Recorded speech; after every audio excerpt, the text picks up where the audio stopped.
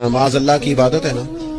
بستر سے اٹھ کر سیدھا مسجد میں آ کے جہاں آپ کا جی چاہے نماز پڑھنے کی اجازت نہیں ہے. آپ اٹھیں، آپ کا لباس پاک ہونا چاہیے، آپ نے وضو کیا ہوا ہو، آپ کو سمت قبلہ کا پتہ ہو، آپ کا منہ کعبہ شریف کی طرف ہو، جس جگہ آپ نے نماز پڑھنی ہے وہ جگہ پاک ہو، آپ کا لباس پاک ہو، وقت کا تعین ہو، نماز کے آداب آپ کو آتے ہوں. آپ بیت اللہ شریف کی طرف رخ کریں گے، کانوں تک ہاتھ اٹھائیں گے، آپ ان ہاتھوں کو منظم طریقے سے باندھیں گے، وقت پر رکوع کریں گے، رکوع میں کمر سیدھی ہونی چاہیے.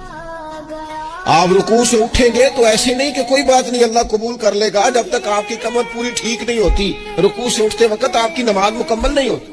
آپ سجدے میں جائیں گے تو پیشانی جمنی چاہیے، ناک جمنی چاہیے، آپ کے پاؤں کی انگلیاں زمین پر لگنی چاہیے.